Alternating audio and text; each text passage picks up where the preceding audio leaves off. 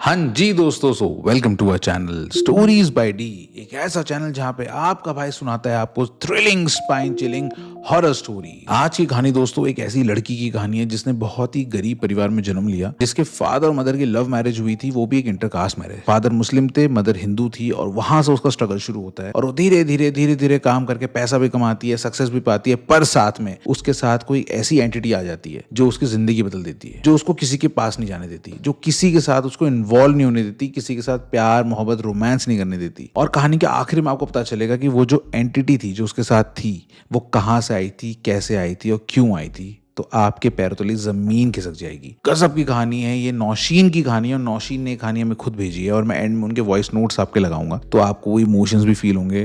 दोस्तों बहुत ही इंटरेस्टिंग कहानी है। आई होप आप पूरा सुनेंगे। और कहानी शुरू करने से पहले लेट्स डू द ड्रिल। जल्दी से जाके चैनल को सब्सक्राइब कर दीजिए और वीडियो को लाइक कर दीजिए। चलो इसी बात पे कहानी शुरू करते हैं।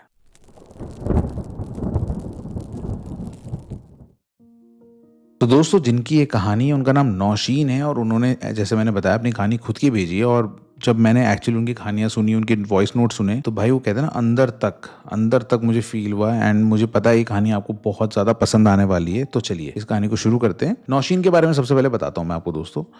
Nausheen basically lower middle class family में उसका जन्म हुआ। उसके फादर मुस्लिम थे, मदर हिंदू थी, इंटरकास्ट मैरिज थी, ऑल्दो लव मैरिज थी, पर ऑब्वियसली माँ बाप की ना शादी कुछ खास बनती नहीं थी। नौशीन का एक छोटा भाई भी था और नौशीन और उसके भाई का बचपन जो था वो थोड़ा ना डिफिकल्ट बचपन रहा है, क्योंकि बचपन से ही ना इनके माँ बाप के डेली के झगड़े, गाली गलौज, मार पिटाई, ये सब चीजें देखते हुए वो लोग बड़े हुए। बहुत ही टॉक्सिक माहौल में ये लोग हमेशा रहे हैं। और जब वो बच्ची थी ना नौशीन, तो उसका हमेशा से एक सपना होता था। वो सोचती थी यार काश मेरा अपना खुद का घर हो, है ना, शांति हो, प्यार हो, मोहब्बत हो, लड़ाई वगैरह ना हो, सब अच्छे से रहें। इस तरह का ना सपना हमेशा से वो देखती थी। अब जब वो अपनी स्कूलिंग कंप्लीट करती है तो वो डिसाइड करती है कि वो अब काम करेगी, क्योंकि वो चाहती थी कि यार मैं अपने फादर को सपोर्ट करूं, क्योंकि घर की फाइनेंशियल कंडीशन ना बड़ी खराब थी। उसको ऐसा लगता था कि अगर वो कुछ पैसे कमा लेगी तो हो सकता है जो उसके माँ बाप के बीच में लड़ाई झगड़े हो रहे हैं ना, वो थोड़े कम हो जाए। तो वो काम करना शुरू करती है और काफी इंडस्ट्री में काफी ज्यादा वो स्ट्रगल करती है। और बहुत सारी स्ट्रगल के बाद उसको पहला ब्रेक मिलता है। वो ब्रेक मिलता है एमआरएफ कंपनी का, उसे एडवर्टीजमेंट मिलता है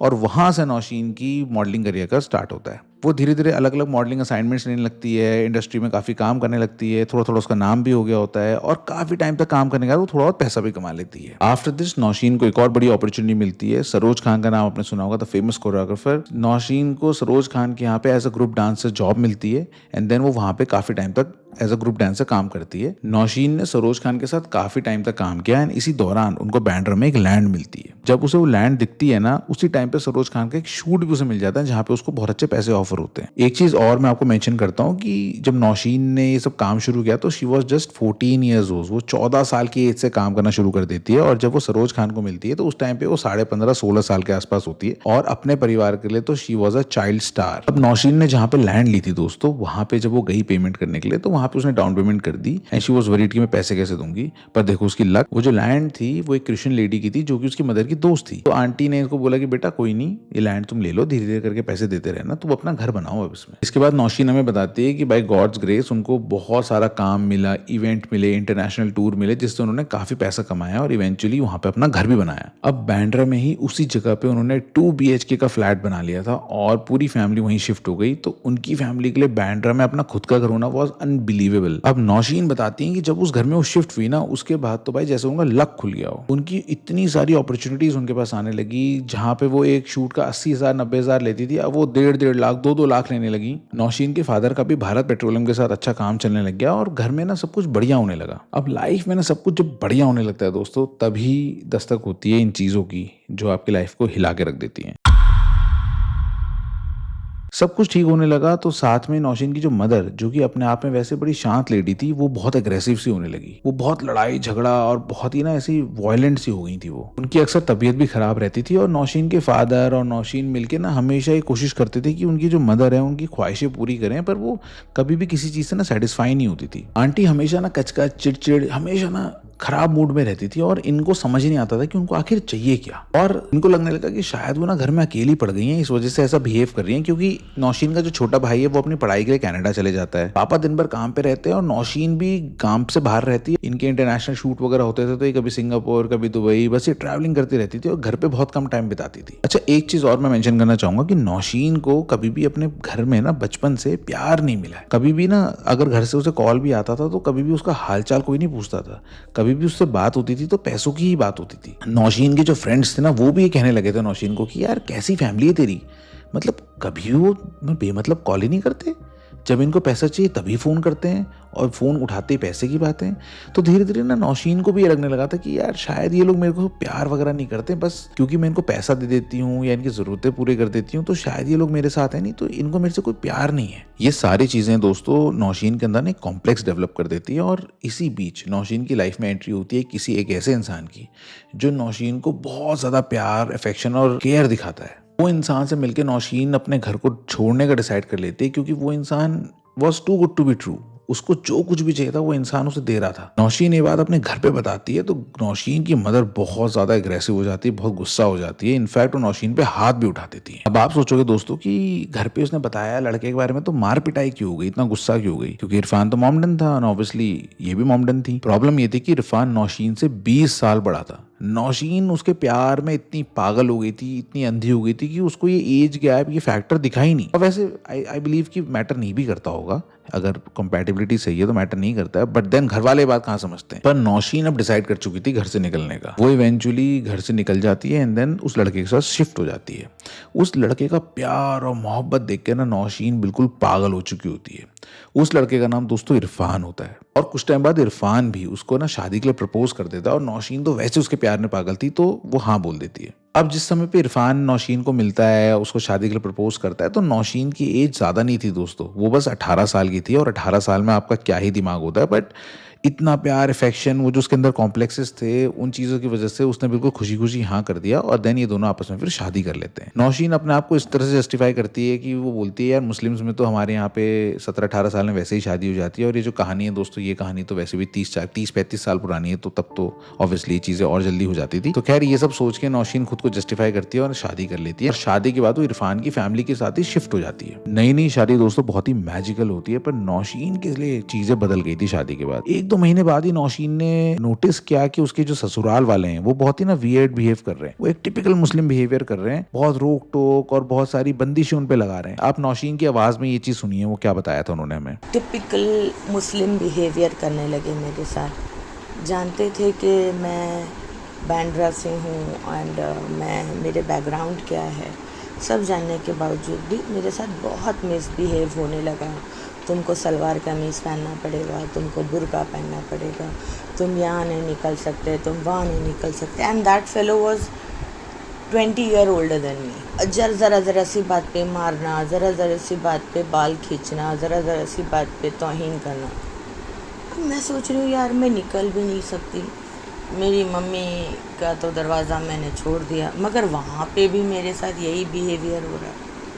जाऊँ तो कहाँ जाऊँ? अब घर वाले दोस्तों, उसका हस्बैंड इरफान, उसका बिहेवियर भी बहुत तरह से चेंज हो गया था। वो बहुत ही अग्रेसिव हो गया था, बात बात पे मार पिटाई, मारना पीटना, कभी कभी तो वो उसके पेट में लात मार देता था। नौशीन से अगर किसी बात पर डिसएग्रीमेंट होता था तो वो उसके बाल खींचता था, उसको थप्पड़ मारता था, लोगों के सामने ह्यूमिलेट करता था। और नौशीन बेचारी ना छोटी सी बच्ची, वो फंस गई थी क्योंकि अपनी माँ से लड़ाई करके आई थी तो वापस घर भी नहीं जा सकती थी, बस वो यहाँ पे ना स्टक हो गई थी। नौशीन बताती है कि इरफान उनसे 20 साल बड़ा था और उस वजह से उनको बहुत सारी चीजों के लिए ना प्रेशराइज भी करने लगा था और बहुत सारी चीजों के लिए रिस्ट्रिक्ट भी करने लगा था। किसी भी तरीके से अगर इरफान की बात ओबे नहीं करी जाती थी तो इरफान उन पे हाथ उठाता था। जब इनके बीच की वायलेंस बहुत बढ़ गई तो इनका एक म्यूचुअल फ्रेंड आता है और वो ट्राई करता है कि इनकी थोड़ा सा ना इनके टूटते हुए रिश्ते को बचा ले। वो बोलता है कि देखो इस तरह से तो नहीं चल सकता है, एक काम करो तुम दोनों अलग हो जाओ, वरना ऐसे तो एक की जान चली जाएगी इसमें। और फिर जब ये बात हुई तो नौशीन, वो बेचारी बहुत घबरा गई और वो रोने लगी। वो बोलती है कि मेरी गलती क्या है, मेरी गलती तो बता दो,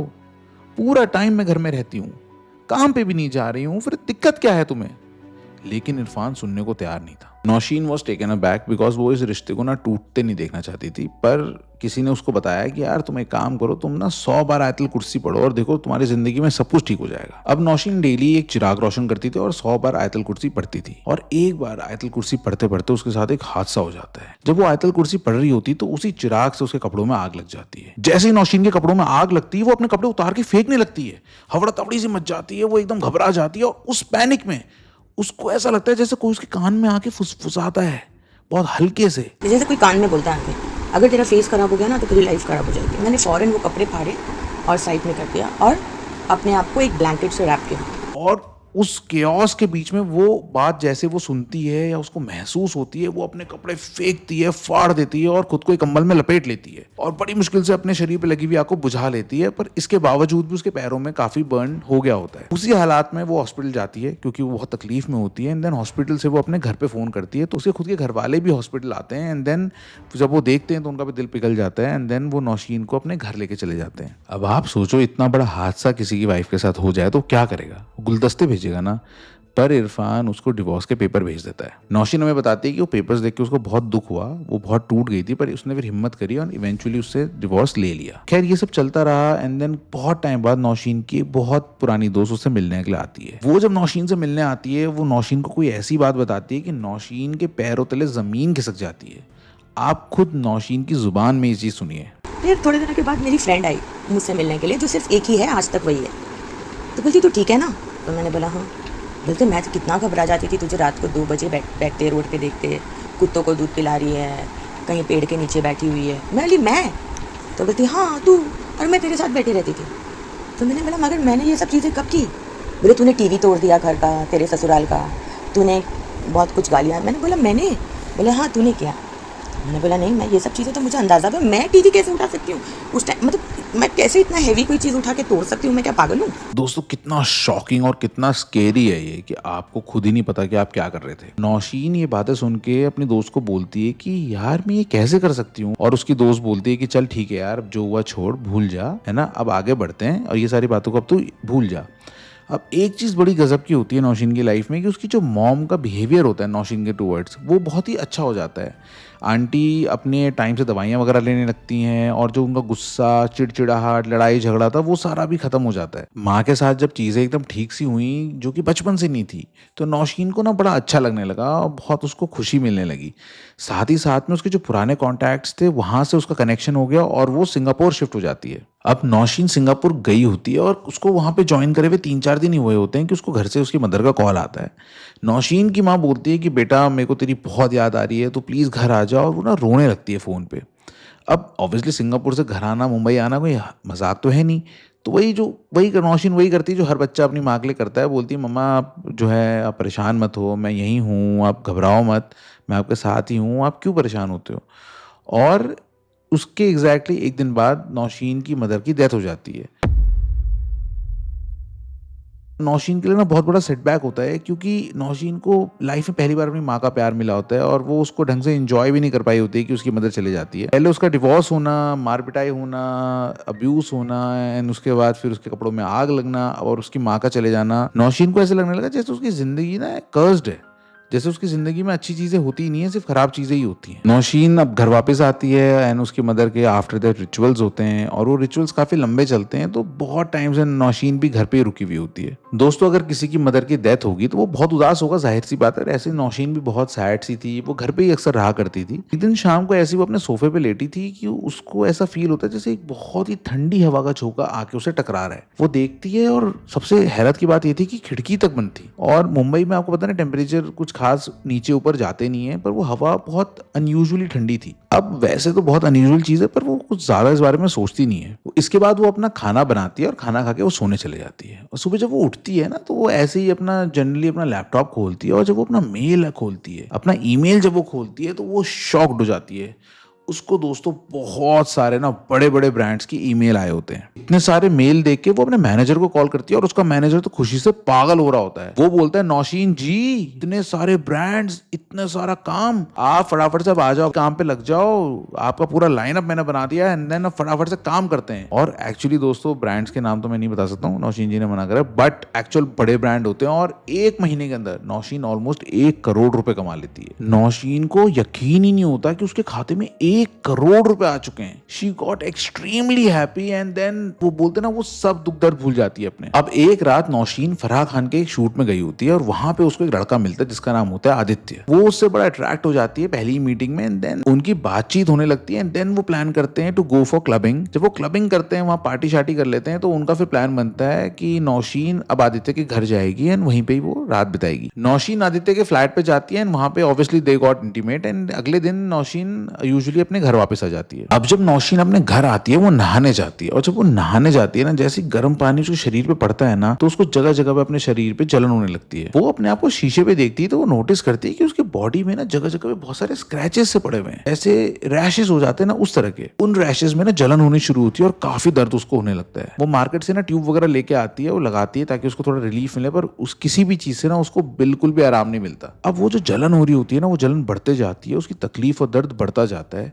वो इतने ज्यादा बढ़ जाता है कि वो इवेंचुअली बाजार से ट्यूब लेके आती है और लगाती है, और वो ट्यूब इसलिए लगाती है कि उसको कुछ आराम मिले, पर उसको बिल्कुल भी आराम नहीं मिलता। इनफैक्ट उसका जो दर्द है, जलन है, वो बढ़ जाती है और भी। इसके बाद नौशीन डॉक्टर के पास जाती है और डॉक्टर बोलते हैं ये तो सारे नेल्स के स्क्रैचेस लग रहे हैं और हो सकता है आपके ही नाखूनों से स्क्रैच हो गया हो, कोई नहीं, आप ये दवाई वगैरह लगाइए एंड देन कुछ टाइम में ठीक होगा। वहां से घर तो आ जाती है, पर उसकी जलन वगैरह कम नहीं होती और काफी लंबे टाइम तक दोस्तों उसको जलन और ये तकलीफ रहती है। अच्छा, इस बीच एक और चीज नौशीन के साथ हो रही होती है कि इस दौरान जब उसको तकलीफ, जलन और ये सब खरोच, स्क्रैच, रैशेस, ये सारी चीजें हो रही है ना, काम बिल्कुल नहीं है। वो अपने मैनेजर को फोन करती है, कहती है सर कोई काम नहीं आ रहे, अभी तो बहुत सारे काम आए थे। उसका मैनेजर बोलता है कि इवन वो भी सरप्राइज्ड है कि पहले जब इतना सारा डिमांड था मार्केट में आपके लिए, और अभी एकदम से पता नहीं क्या हुआ, एकदम ठंडा कैसे हो गया काम। नौशीन खुद को बस यही कह के समझाती है कि वो बोलती है यार अभी काम मेरे पे आ भी गया तो मेरे शरीर पे इतने रैशेज हैं, इतनी तकलीफ मेरे को हो रही है, मैं वैसे भी काम क्या कर पाऊंगी। बट एक चीज बहुत अच्छी उसके साथ ये होती है कि जैसे जैसे उसको निशान ठीक होने लगते हैं ना दोस्तों, वैसे वैसे उस पर काम आने लगता है। फिर से वही साइकिल रिपीट होती है, उस पर काम आता है, फिर वो इंटरनेशनल ट्रिप्स करती है और बहुत सारा पैसा कमाने लगती है। दोस्तों नौशीन के पास इतना पैसा आने लगता है कि वो 6 महीने के अंदर मुंबई में 2 बड़े बड़े 4 BHK फ्लैट्स ले लेती है। 4 BHK फ्लैट बहुत बड़ी चीज है दोस्तों मुंबई में, पर नौशीन बताती हैं कि वो डील ही उन्हें ऐसे मिली, ऐसे फटी के सौदे मिले कि ऑलमोस्ट हाफ रेट में प्रॉपर्टी उन्हें मिली, और हाथों हाथ वो फ्लैट्स को प्रिक्योर कर लेती है। वो अपने लिए एक लग्जरी कार भी ले लेती हैं और लाइफ बिल्कुल ड्रीमी चल रही होती है। वो अपने पापा के साथ अपने नए घर में शिफ्ट होती है। उसका भाई जो कि कनाडा में पढ़ रहा होता है, वो कनाडा से अपने भाई को भी यहाँ बुला लेती है एंड देन उसके लिए एक बहुत बड़ा वो शॉपिंग मार्ट खोलती है। इसके बाद वो काम करते जाती हैं, पैसा कमाते जाती हैं, इसके बाद वो पुणे में जाती हैं और वहां पे एक लैंड लेती हैं बहुत बड़ी, और वहां पे अपने लिए एक पर्सनल फार्म हाउस बनाती हैं। अब इन्हीं चीजों के दौरान नौशीन एक और लड़के से मिलती है जिसका नाम होता है तनवीर। वो उसको ना शूट के दौरान ही मिलती है, उससे काफी बातचीत होने लगती है। नौशीन और तनवीर दोनों एकदम जेल अप करने लगते हैं, बिल्कुल कनेक्ट कर जाते हैं और दोनों ना एक दूसरे की तरफ बड़े अट्रैक्ट हो जाते हैं। इतना जल्दी जल्दी सब कुछ होने लगता है कि 1 आध महीने में उनकी शादी तक बात पहुंच जाती है। फिर से नौशीन की लाइफ में ना चीजें अच्छी होने लगती है, और इसी दौरान उसके साथ ना कुछ अनयूजुअल चीजें भी हो रही होती है जो वो किसी को बताती नहीं है। समवॉट आप कह सकते हो पैरानॉर्मल चीजें उसके साथ होने लगती हैं। रात को सोते वक्त अक्सर नौशीन को लगता है जैसे उसके पास कोई बैठा हो। ऐसा नहीं कि कोई दिखता था, बस एक हैवी प्रेजेंस होती थी। कभी कभी बेड थोड़ा सा दबता हुआ फील होता था, जैसे कोई साइड में बैठ गया हो। 1-2 बार ऐसा भी हुआ है कि नौशीन को लगा जैसे उसके बालों को किसी ने टच किया हो, और वो तुरंत उठ के जाती है और लाइट जला देती, पर फिर वो देखती कि रूम बिल्कुल नॉर्मल है। फिर एक रात जब वो आधी नींद में थी, उसे ऐसा लगा जैसे किसी ने उसके कान के पास धीरे से आकर कहा हो तू अकेली नहीं है, और उसकी एकदम से नींद टूट गई। हार्ट इतना तेज धड़कने लगा जैसे बाहर ना निकल जाए, और वो पूरा घर चेक करती है, दरवाजे चेक करती है, विंडोज बंद थे, दरवाजे बंद थे, पता नहीं कहाँ से वो आवाज आई। और अगली सुबह जब वो उठती है तो वो मिरर देख के फ्रीज हो जाती है। उसके नेक के पास एक लाल स्क्रैच की लाइन थी, बिल्कुल वैसे ही जैसे किसी की नेल्स ने स्क्रैच लगा दिया हो। लेकिन धीरे धीरे वो चीजें ना और मुश्किल और बहुत ही वियर्ड होने लगती हैं दोस्तों। कभी कभी किचन में बर्तन अपने आप हिलने लगते थे, कभी कभी वो टैप बाथरूम का अपने आप ऑन हो जाता था, और सबसे स्कैरी चीज दोस्तों यही है कि ये सब तभी होता था जब नौशीन अकेले होती थी। एक ऐसे दिन तनवीर नौशीन को कॉल करता है और नॉर्मली बात करते करते थोड़ा सा वियर्ड साउंड कर रहा होता है। नौशीन पूछती है तनवीर से कि क्या हुआ, आप मेरे से नॉर्मली क्यों नहीं बात कर रहे हो? तो तनवीर बोलता है कि यार मुझे ऐसा लग रहा है जैसे तुम बहुत थकी हुई हो। थकी हुई हो क्या? नौशीन बोलती है नहीं ऐसा तो कुछ नहीं है, पर ऐसा आप क्यों बोल रहे हो? वो बोलता है तुम्हारी आवाज़ थोड़ी सी ना अलग सी लग रही है, जैसे मुझे लग ही नहीं रहा कि मैं तुमसे बात कर रहा हूँ, मुझे ऐसा लग रहा है मैं किसी और ही इंसान से बात कर रहा हूँ। बोल तो तुम रही हो पर ऐसा मुझे महसूस हो रहा है कि जैसे आवाज़ किसी और की आ रही है। नौशीन को थोड़ा थोड़ा तो घबराहट हो ही रही होती है काफ़ी टाइम से, पर ये सुन के उसको और ज़्यादा डर लगने लगता है। एंड देन रात को नौशीन को अब सपने आने लगते हैं। नौशीन ने जो सपना मुझे बताया दोस्तों, मेरे तो रोंगटे खड़े हो गए और मैं आपको कोशिश करूंगा मैं उसी इंटेंसिटी से आपको बताऊं कि उसने सपने में क्या देखा। ध्यान से सुनना। नौशीन सपने में खुद को अकेला एक ज़मीन पे पाती है खड़ा हुआ, और शाम का टाइम है, हल्का हल्का अंधेरा सा होने लग रहा है, और ये ज़मीन कोई और ज़मीन नहीं है, ये वही ज़मीन है जो उसने सबसे पहले बांद्रा में खरीदी थी, जो उसका पहला घर उसने लिया था। वो ज़मीन थोड़ी बंजर सी है और थोड़ा अंधेरा सा है, और बहुत बार सपनों में उस ज़मीन पे वो काफ़ी टाइम तक अकेले खड़ी रही और उसको ऐसा महसूस होने लगा जैसे उस ज़मीन में वो ट्रैप्ड है। आप अगर सपना देखो और आप उस सपने पे बस खड़े रहो, आप कहीं जा ना पाओ, मूव ना कर पाओ, कैसा फील होगा आपको? बस वैसे उसको फील होता है। और जब वो उठती तो पूरा पसीने से लथपथ हुआ करती थी। धीरे धीरे वो सपने इंटेंसिफाई होने लगे। कुछ दिनों बाद सपने में उसने धुएं के बीच में एक आकृति को देखना शुरू किया, एक फिगर सा, और क्लियरली वो जो फिगर था वो फिगर इंसानों जैसा नहीं लगता था। धीरे धीरे वो नौशीन के पास एकदम आता। नौशीन अपनी जगह पे खड़ी रहती, वो हिल नहीं पाती, वो बस अपनी आंखें ही हिला पाती, वो अपना गर्दन तक भी मूव नहीं कर पाती। और वो जो आकृति थी, वो जो फिगर था, वो नौशीन की तरफ चक्कर लगाता, जैसे नौशीन को निहार रहा हो, नौशीन की खुशबू को ले रहा हो। और कभी कभी नौशीन के पास कान में आके बोलता नौशीन। नौशीन खड़े खड़े बस घबराती, उसके हाथों में उसे पसीना महसूस होता, और इवेंचुअली जब वो बहुत नज़दीक उसके आ जाता था तो उसकी आंख खुल जाती थी और वो सपने से बाहर आ जाती थी। धीरे धीरे नौशीन ने रात को सोना ही बंद कर दिया, इस डर के मारे कि उसको वो आकृति, वो जो फिगर है, वो फेस करना पड़ेगा। इसी दौरान नौशीन के पास काम आ रहा था, नौशीन के पास नेम, फेम, मनी सब कुछ आ रहा था, पर नौशीन मेंटली इतना डिस्टर्ब हो चुकी थी कि वो किसी भी चीज़ को ना ढंग से मैनेज नहीं कर पा रही थी। और एक रात सपना आता है, फिर से वो अपने आप को ज़मीन में पाती है, सेम बांद्रा वाली ज़मीन, वो हिल नहीं पा रही है। सामने से धुएं के बीच से वो फिगर उसकी तरफ आ रहा है और वो उसके बगल में आके खड़ा हो जाता है और फिर नौशीन के कान में बोलता है, मैंने तुझे ऊपर उठाया, अब तू मुझे छोड़ नहीं सकती। ये सुनते ही उसकी नींद खुल जाती है, और नींद खुलते ही वो देखती है कि वो पूरे पसीने में लथपथ तो है ही, पर साथ में ही आज उसके शरीर पे बहुत सारे चिंगोरे के निशान हैं, नेल मार्क्स हैं। यहाँ तक नौशीन ये समझ चुकी थी कि ये जो कुछ भी हो रहा है ना, ये नॉर्मल तो नहीं है। वो जब भी किसी लड़की के नज़दीक होने लगती तो ये सारी पैरानॉर्मल चीज़ें, उसके शरीर पे मार्क्स होना, जलन होना, उसका काम चले जाना, ये सब शुरू हो जाता था। और जैसे जैसे वो लड़के से दूर हो जाती थी तो सब कुछ नॉर्मल हो जाता था, जैसे कुछ हुआ ही ना हो, जैसे उसकी ज़िंदगी दुनिया की सबसे परफेक्ट ज़िंदगी हो। उसको ऐसे लगने लगा जैसे उसकी ज़िंदगी कुछ और नहीं, एक गेम है, जैसे कि कोई डील चल रही हो उसकी। नौशीन तो ये चीज़ समझ चुकी थी, पर वो ये चीज़ तनवीर को कैसे समझाती?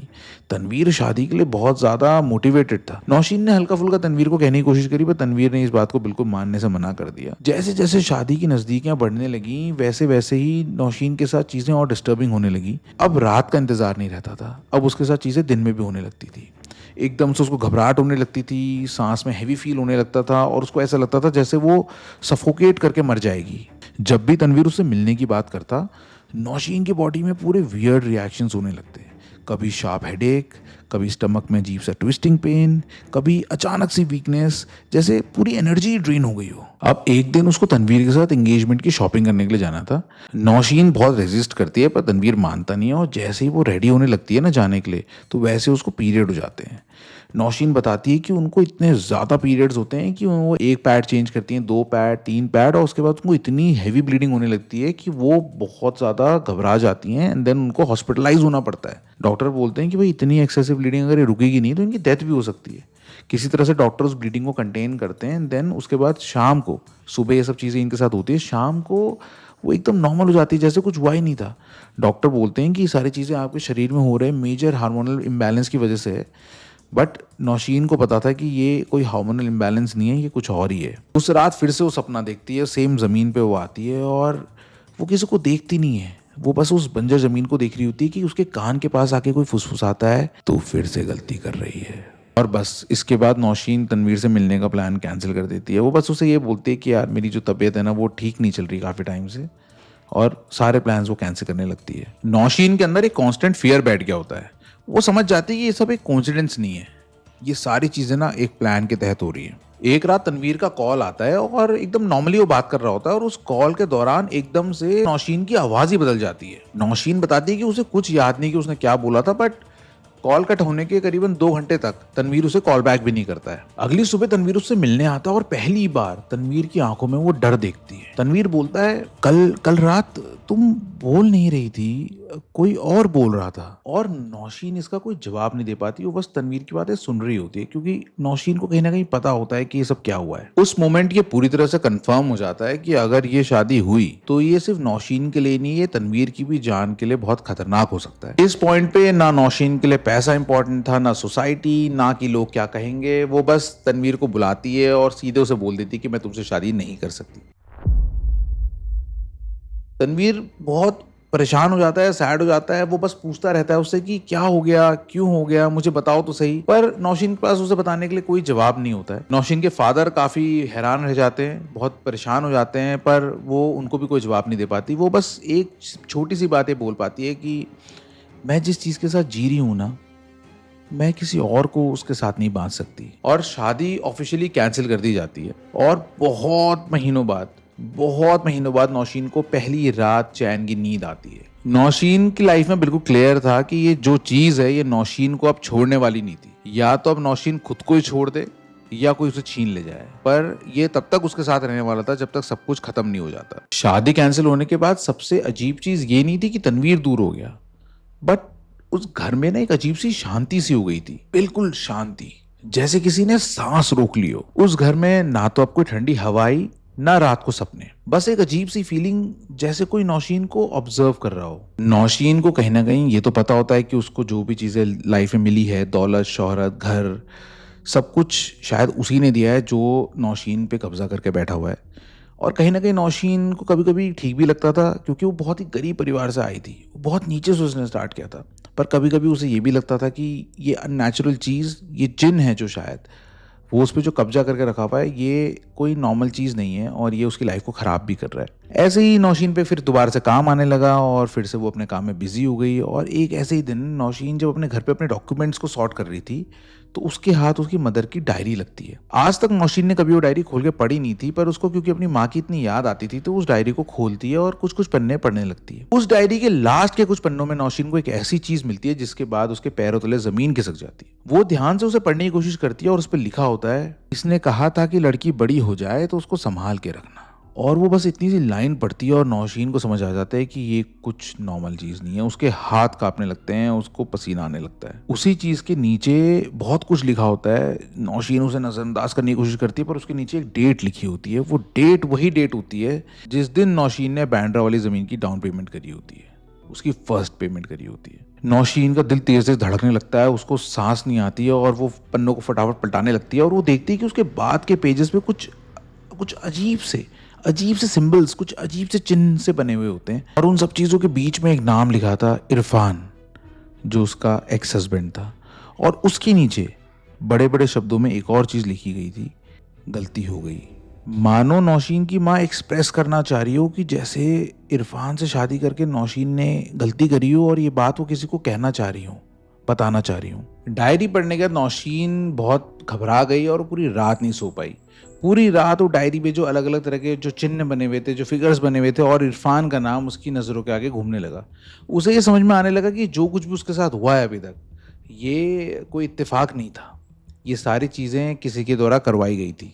थोड़ा थोड़ा नौशीन को समझ में आने लगा था कि उसके साथ हो क्या रहा है, और अब उसने डिलिबरेटली चीज़ों को चेक करना शुरू किया। उसने नोटिस किया कि जब घर में वो बिल्कुल अकेली रहती है तो उसको किसी की प्रेजेंस फील होती है। कोई चेहरा नहीं, कोई आवाज़ नहीं, बस एक कांस्टेंट प्रेशर। और सबसे इम्पॉर्टेंट बात यह है कि जब भी वो किसी से इमोशनली या फिजिकली क्लोज होना चाहती है तो उसके बाद ही सारी गड़बड़ होती है। उसने अपने पास्ट के डॉट्स मैच करने शुरू करे कि जब उसकी शादी हुई तो उसका पति ने फिर क्या क्या उसके साथ किया, एंड देन वो फिर से किसी के क्लोज आई तो उसके शरीर पे पूरे मार्क्स थे, जलन होने लगी, रैशेस होने लगे, फिर कुछ हुआ तो उसने अपनी माँ को खो दिया। ऐसे करते करते करते उसके कपड़ों में आग लग गई।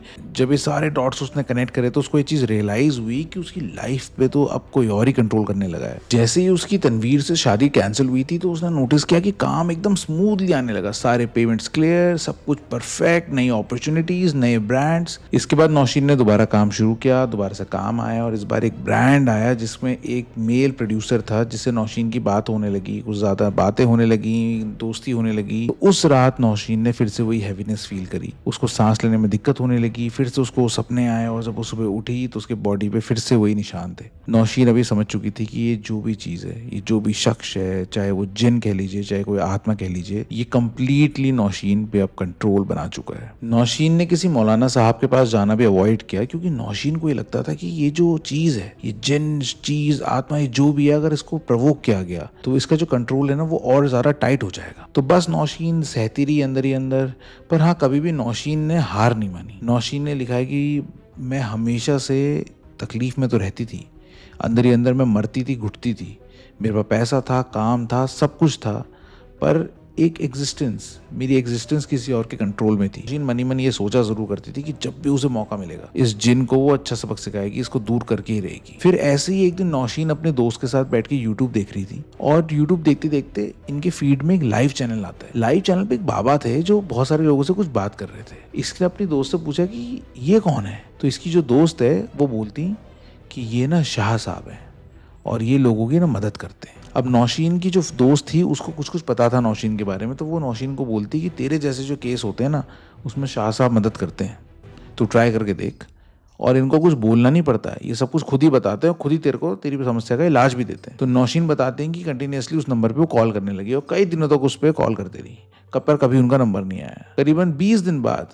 नौशीन का फोन लगा और शाह साहब ने फोन उठाया। नौशीन के कुछ बोलने से पहले ही शाह साहब ने नौशीन को बोला कि तू वही है ना जिसके माँ बाप ने इंटरकास्ट मैरिज करी थी, हिंदू मुस्लिम शादी हुई ना तेरे माँ बाप की। और उसके बाद वो एक एक करके नौशीन की पूरी हिस्ट्री के बारे में बोलते हैं और नौशीन हैरान रह जाती है। वो नौशीन को बोलते हैं कि जो भी तेरे साथ है, ये जो भी तेरे साथ है, इसको तू हटाना चाहती है तो बता। और हिम्मत करके नौशीन उन्हें हाँ बोलती। वो बोलते हैं अगर इसको हटाना है तो मैं तेरे को कुछ दूंगा और तेरे को दिन में ये पढ़ना है 50 बार और पूरा भरोसा करके पढ़ना है कि ये पढ़ने के बाद तेरे को आज़ादी मिलेगी। वो जो चीज़ नौशीन को देते हैं वो मंत्र होता है, जो भी चीज़ होती है, नौशीन ने इस बारे में डिस्क्राइब नहीं किया है कि क्या है वो, पर नौशीन बताते हैं कि वो कंटिन्यूसली उसे पढ़ने लगी। शुरू में उनकी बॉडी पे तकलीफ होने लगी, जैसे कि वो जो चीज़ थी जिसने इसको कैप्चर किया था नौशीन को, वो नौशीन को मार रही हो, फ्रस्ट्रेट हो रही हो, उसको सबक सिखाना चाह रही हो, पर नौशीन ने हिम्मत करी और वो पढ़ती रही। और कई महीनों बाद नौशीन ने ये चीज़ रियलाइज़ करी कि अब वो जो उसके साथ जो जुल्म होते थे, उसके शरीर पे जो निशान पड़ते थे, रैशेस पड़ते थे, जलन होती थी, सपने आते थे, उसके सर दर्द होता था, बहुत सारी चीज़ें जो वियर्ड पैरानॉर्मल चीज़ें उसके साथ होती थी, वो धीरे धीरे काफ़ी कम हो गई थी। नौशीन को कॉन्फिडेंस आता है और नौशीन बस लगी रहती है, वो जुट जाती है, वो उसको पढ़ते जाती है और इवेंचुअली एक ऐसा दिन भी आता है जब नौशीन रियलाइज़ करती है कि शायद आज वो अकेली है। नौशीन के लिए यकीन कर पाना बहुत मुश्किल था कि वो जो चीज़ है वो नौशीन को क्या छोड़ के जा चुकी है फाइनली, इतने सालों तक उसके साथ रहने के बाद। नौशीन को ये पता लगाने का सिर्फ एक तरीका था, नौशीन जाती है और एक लड़के से बात करने लगती है और ये लोग फिर एक डेट पे भी जाते हैं, हाथ पकड़ते हैं एक दूसरे का फाइनली। और उसके बाद नौशीन घर आती है, वो सोती है, नौशीन को कोई सपने नहीं आता। नौशीन जब सुबह उठती है उसके शरीर पे कोई निशान नहीं, कोई जख्म नहीं होते, और ये चीज़ कंफर्म कर देती है नौशीन को कि फाइनली वो आज़ाद हो गई है। अब आप सोचोगे कि कोई जिन जो आपको पोजेस कर ले, ज़िंदगी भर आपको कंट्रोल करे, उसके बाद आपको किसी के नज़दीक जाने पे, किसी के साथ प्यार करने पे मारे, तकलीफ़ दे, तो आपकी कैसी फीलिंग्स होगी उसके लिए? गंदी फीलिंग्स होगी ना। पर नौशीन इसका बिल्कुल उल्टा समझती हैं। आप नौशीन के शब्दों में ही सुनिए कि नौशीन क्या फील करती है उस जिन के बारे में। कुछ स्टोरीज़ नेगेटिव होती हैं और कुछ स्टोरीज़ पॉजिटिव भी होती हैं।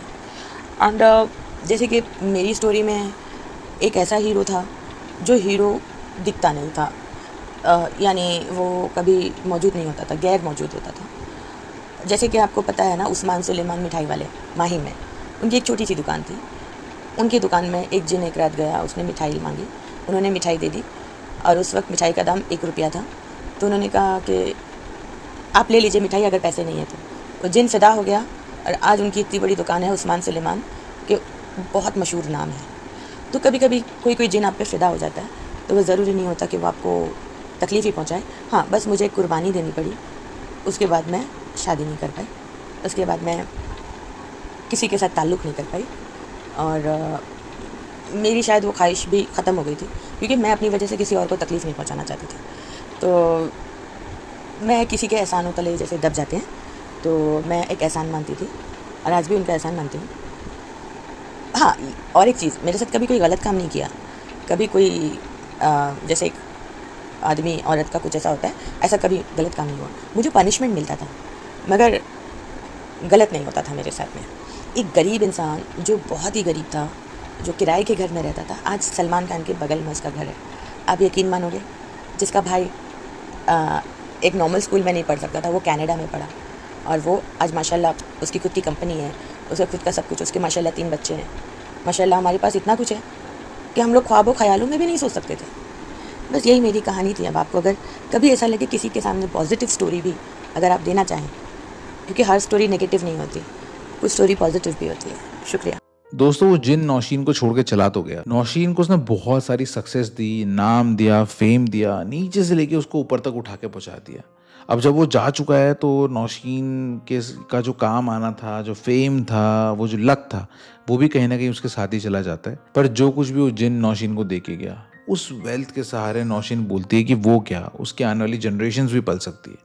इतना कुछ करके गया उसके साथ। सो दोस्तों ये कहानी थी नौशीन की एंड आई होप आपको बहुत दिलचस्प लगी हो और गजब की कहानी है दोस्तों। कैसी कैसी चीज़ें होती है ना इस दुनिया में दोस्तों, बहुत सारी चीज़ें हैं जो फिजिक्स आपको बता सकता है, जस्टिफाई कर सकता है, और बहुत सारी चीज़ें ऐसी हैं जो फिजिक्स के परे हैं, जिनको हम मेटाफिजिक्स में लेके चलते हैं। ये सारी चीज़ें भी उन्हीं के अंडर आती हैं। अब आप बोलोगे कि ये सच है, झूठ है, बट कोई इंसान मुझे अगर इतनी लंबी कहानी भेज रहा है अपनी खुद की आवाज़ में, मैं दोस्तों ये बता सकता हूँ कि नौशीन के पास सुन के कि ये सब चीज़ें उनके साथ हुई होगी and I am just happy for her कि she is out of it now and I wish her all the happiness in life. बहुत कुछ सहा है उन्होंने, आई होप आगे उनकी ज़िंदगी बहुत अच्छी और खुशहाल चले। सो दोस्तों अगर आपकी भी ऐसी कोई कहानी है तो प्लीज़ मुझे मेरे मेल आईडी पे भेजिएगा। मेरे मेल आईडी या फ्लैश हो रहा होगा या वीडियो के डिस्क्रिप्शन में भी है, वहाँ पे मेरा इंस्टाग्राम अकाउंट भी है, उस अकाउंट पे भी आप मुझे डीएम कर सकते हैं। एंड दोस्तों मिलते हैं नए वीडियो में एक नई कहानी के साथ, तब तक के लिए अपना ख्याल रखिएगा। Okay bye.